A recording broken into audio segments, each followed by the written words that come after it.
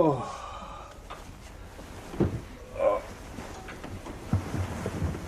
Oh.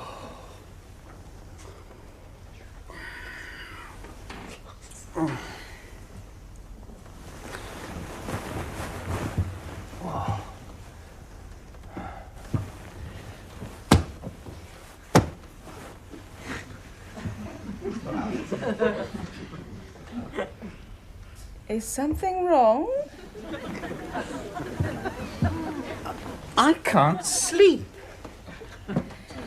Yes, I had gathered that. I meant more along the lines of why. I mean, you do seem to be putting more effort into trying to sleep than you did into making love. Oh. God, I'm sorry. Oh, how awful of me. No, that's just a descriptive analogy. It's not a criticism. Well, it's not exactly a morale boost either. No, but sex we can have any time, almost anywhere. Whereas sleep I usually find rather convenient in bed between the hours of midnight and 8 a.m. You know, the bit when the sky goes dark. And people put covers over budgie cages. When yawning starts to set in. Oh, yes, I remember the theory. I remember them inventing Valium to make sleep accessible to the masses. It's the bloody practice I have trouble with.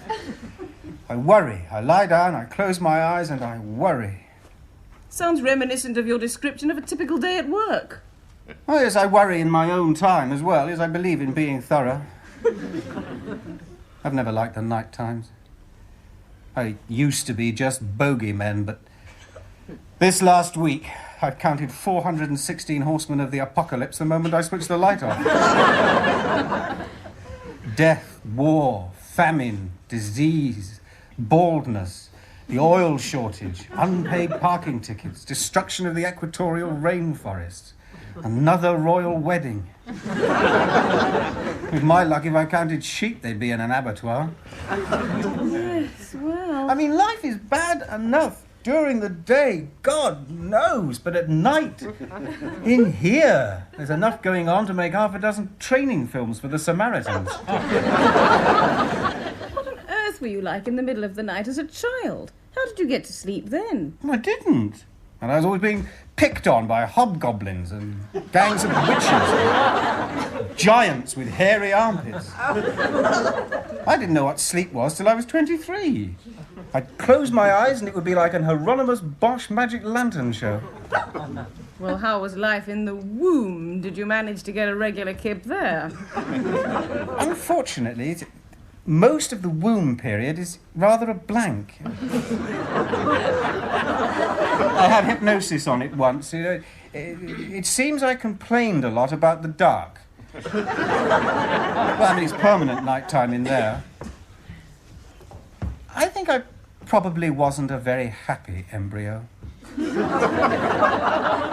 You probably weren't a bundle of laughs as a sperm.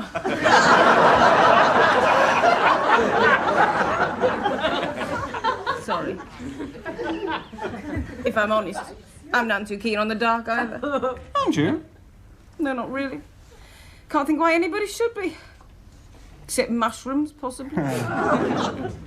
Still, one thing I do like about the 20th century, it is well lit.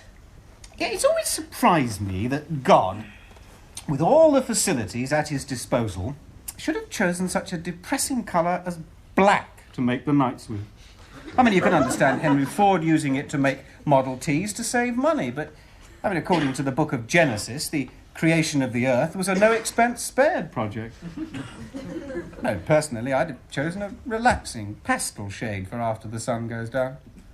My Sunday school said night was black to see the angels better. I don't think it worked. Not in Hounslow. How old were you when you first slept without the light on? Without a light, but with an illicit bicycle lamp, and then a small torch, and very occasionally a box of small investors.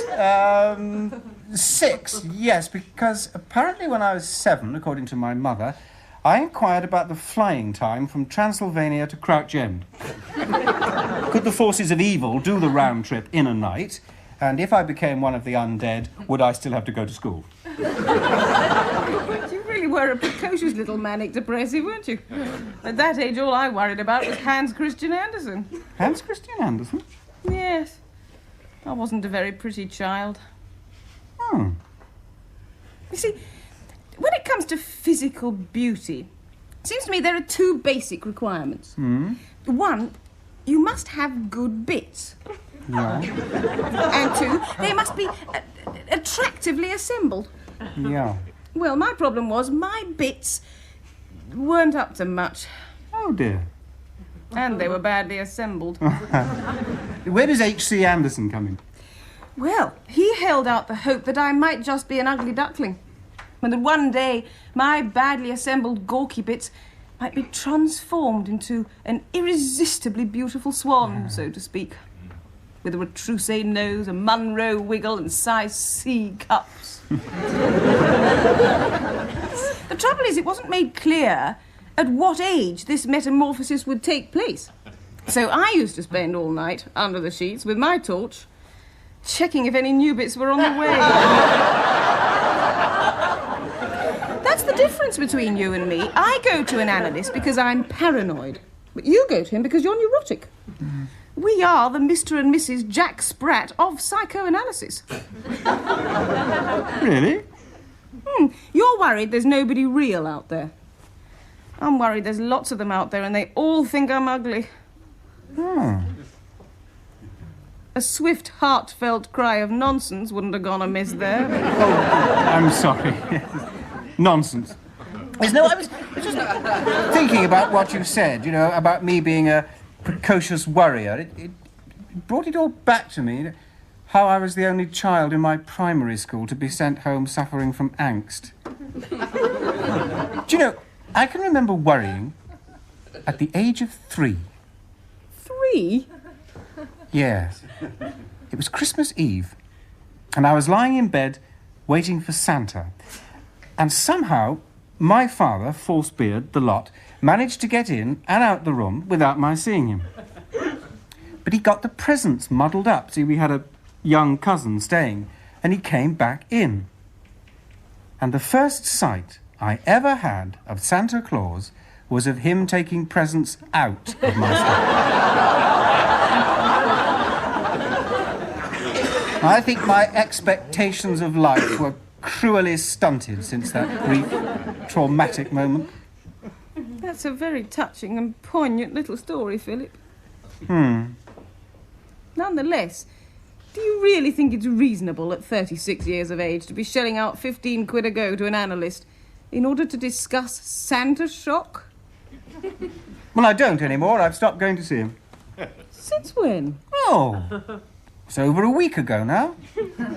I came to realise that I was ready to deal with life on my own, by myself. I'm ready to be more buoyant. Oh, well, yeah, this is just because it's night time. I mean, night time always depresses me. I'll be fine in the morning. Jolly good.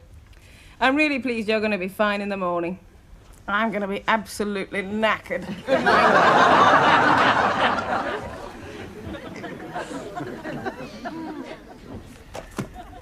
Well, there is a real world out there, but if half these stories are true, not for very long. If it isn't an ecological disaster or an economic catastrophe or a bacteriological accident, then it looks like we're all going to go via a badly organised Third World War.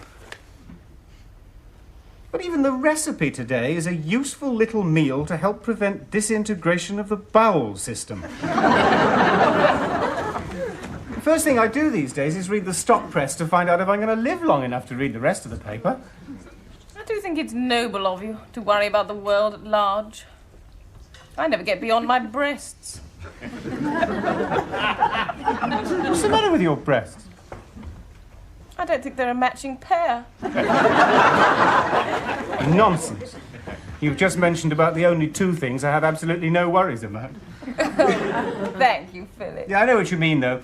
With me, it usually starts out with baldness and ends up with a nuclear holocaust or starving in the Third World or whatever. You an obsession about your hair, don't you? And my teeth. You've got bad teeth. I've got wonderful teeth. Solid gold. I've got a mouth like an Egyptian tomb. My dentist tells me that gold is good for the teeth. I hope he's right. He's put about 1.5 Kruger rounds in my mouth. He keeps giving me high-tech toothbrushes and special fluoride pastes. I mean, all I really need is a soft cloth and some Brasso.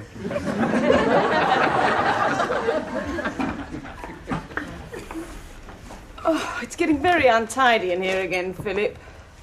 Yeah. God, you are such a squalid individual. Just look at all this washing up.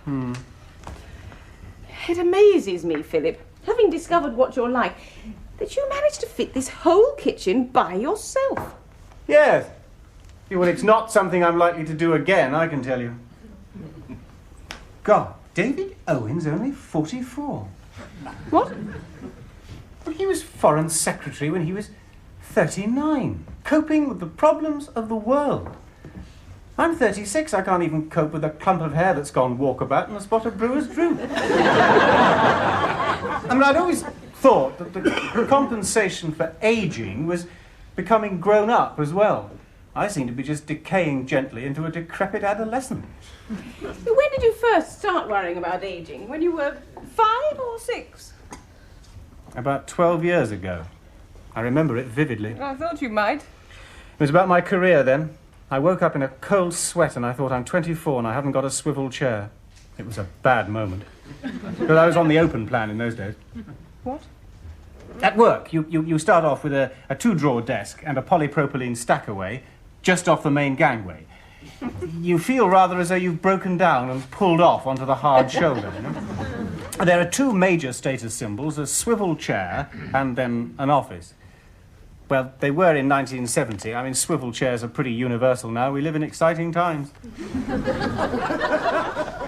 God almighty. What? While we've been asleep, While who's been asleep? while we haven't been asleep, another 200 kilotons of nuclear nasties have rolled off the production line. Philip, I thought you said things were going to appear brighter in the morning. What, in the thermonuclear light of day, you mean? Bit early for callers, isn't it? Oh, that'll be the postman. Doubtless my bills have got so large now they have to be sent by parcel post.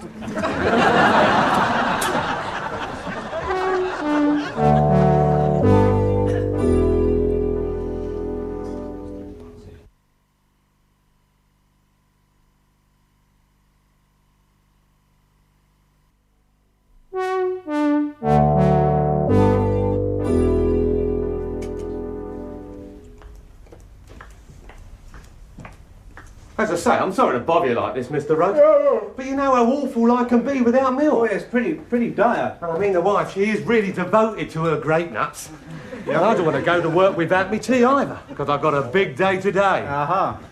If you don't mind my saying so, you're not looking none too hot this morning, Mr. Rose. No, I've been awake all night, I'm afraid. Really? Tummy giving you a bit of jip, is it? No, it's his head that's giving him jip. Or rather, what's going on inside it. Oh, I'm sorry, Mr. Rove. I didn't realise you had, Look, don't worry, I can drink it black. No. Don't be silly. You're not interrupting anything.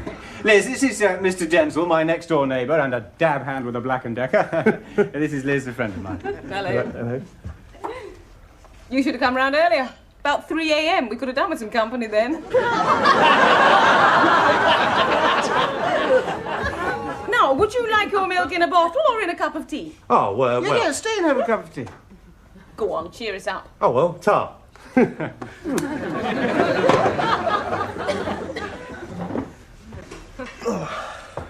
Nasty things, migraines. Yes. Straight through the brain they go, don't they? Mm-hmm. In one ear, out the other and back again, non-stop. Head fit to burst, like a great big cabbage that's stuffed full of red-hot spikes, right? Do you suffer from them a lot? Me? No, never. No. There's only one thing you can do, is lie still in the dark, without any lights on. That is the only way you'll get any peace of mind. Thank you, yes. Well, I'll try and remember that. Oh, about 2 years now. Isn't that right, Mr. Roth? Because we had this winter, the cold one, when I was crawling round your system with the blow lamp for you. Then we had the winter before, when we had all that trouble getting the nest down out of the guttering. Oh, wait a minute. I've gone and forgot the dead leaves. That was blocking up your toilet overflow. Well, leaves, that must have been autumn time. That would be about 2.5 years now I've known your Mr. Rofe. Do you ever see him in the summer? Do I ever see you in the summer? I bet you've not told her about that trouble you had with that French stew of yours. No. No. I don't know why it always seems to happen to you, Mr. Rofe, doesn't it? 3 hours I was, my head underneath that sink, trying to get rid of that, what was it called? Birth Bourguignon? You got stuck round a U-bend? Birth à la Bourguignon. I did the dumpling version. Dear me. Rock solid it was. Not that I mind, of course not. No, that's all part of being a neighbour. Sounds more like part of being a builder. I wish you'd live next door to me. I need a new damp-proof course. No. It's just that me and the wife, we like to keep an eye on Mr. Rofe, you know, make sure he's all right. Because it's living on your own lark, coping with life all by yourself. Well, it's not really your cup of tea, is it? I don't know, I think I managed to... What was it you said to the wife the other day? If you were cast away alone on a desert island, your one luxury object would be a Mr. Denzel. I appreciate that. You mentioned your wife. How does her vigilance help with Philip's burden of life? Well, miss, I try and keep an eye on his structurals, DIY-wise. Whereas the wife, well, she has a rather, well, how shall I put it? A rather particular function. Eh, Mr. Rowe? Oh, really? She takes the spiders out of the bath. Oh, yes. Mr. Rofe, he's not keen on our eight-legged friends, are you, Mr. Rofe? No. Mind you, that whopper we found in here that time, do you remember? Oh, gave me a bit of a turn, I will admit. In here? Yes, miss. Huge it was. It was when I was helping the builders put the kitchen in.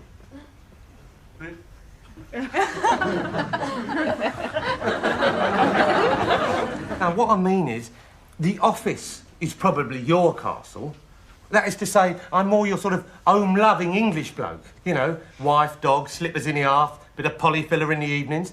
Whereas you put your energies into your work. No. No. Oh. Now, I find my work takes my energy out of me, such little as I have and such little as I do. Oh. Because I remember as you were, you know, depressed last weekend, and I thought, well, he's pining for his work. No.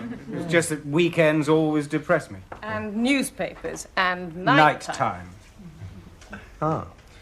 Now, I have a problem with work. I mean, in general, I find it difficult to believe that insurance claims analysis is central to the meaning of life. You see, I feel that if millions of years of human evolution have culminated in my spending a lifetime devoted to the assessment of claims for woodworm damage, then somewhere along the line, there's been a cocker. Yes. Ah. Doers and thinkers, that's what it is. Sorry? The difference between me and you. I mean, I am one of life's doers. You know, on the go, active. Like, for instance, when you was worried about your lawn. Yes. And I cut it for you. Yeah. You are one of life's thinkers. You know, like Rodin's thinker. You know, hand on head outside the Louvre. Oh, yes, I know. Well, yeah, I must admit, I do have a tendency to identify with him, but then I've always suspected that he wasn't merely a thinker, but also a bit of a worrier as well. Oh. You worry a bit, do you? Yes. That's not good for migraines. Mind you can't help but worry these days, can you? Price of things, what they are. I mean, just going down a grocer's can age you 10 years. I try and avoid shopping. But there's some things you can't avoid. No. Nationally, globally, cosmically. Where we're coming from, where we're going to. Well, yes. There's that, and there's while we're here as well. Yeah.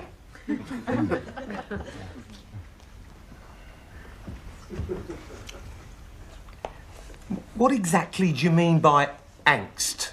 Oh, well, it's anxiety. I mean, it's German for anxiety. It's rather like life putting a knee in your privates. Mentally speaking. Oh, yeah, I know it's German, Mr. Rove, but why can't you just call it anxiety? Why go and call it angst? Oh, I see what you mean. Yeah, well, I suppose things in German just sound that much more solid, more definite. I mean, the Germans are a very scientific people. Anxiety has always sounded a bit wishy-washy to me, but I suppose angst, being German, I mean, it sounds that much more reliable. Like Volkswagens? Yes, like Volkswagen. I mean, they go on and on forever. Yeah. Of course, I mean, there are many different sorts of angst. Oh, of course. Not just personal inadequacies. No. But personal inadequacies, it's like being angst about yourself and what your friends think about you. And whether you've got any friends, and why they're all doing so much better than you are, and how many of them are sleeping with your wife.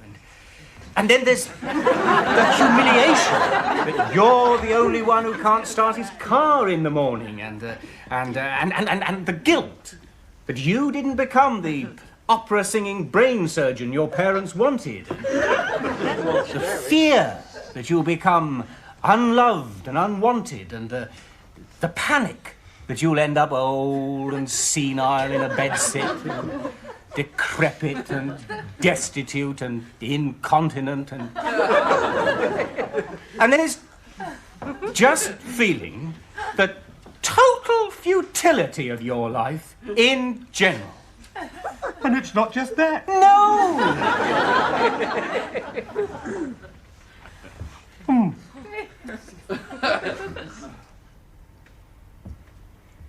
Well,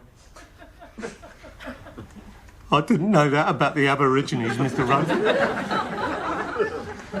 That is a terrible thing to happen. All 140,000 of them.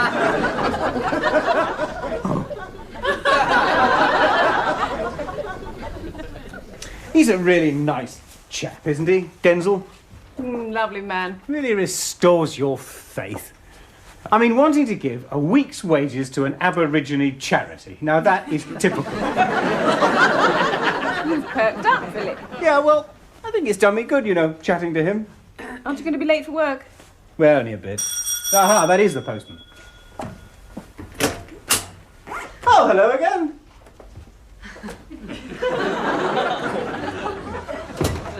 I'm terribly sorry to bother you yet again. But would you believe it, my phone's gone up the pictures. Good Lord. I wonder if I could use yours. Oh, please. Thanks. It's only a local call. Help yourself. Thanks. I'm off now, Philip. I'm staying at my place tonight. At least I can get a bit of sleep there. I'll phone you tomorrow. OK, and look, I'm really sorry about last night. Oh, hello, Brian. It's George here. So you should be. No, mate, Don't lose any sleep. I'm not coming into work today. I'm not feeling too well. Bye then. Bye. No, mate, no. See you soon. I've got a migraine.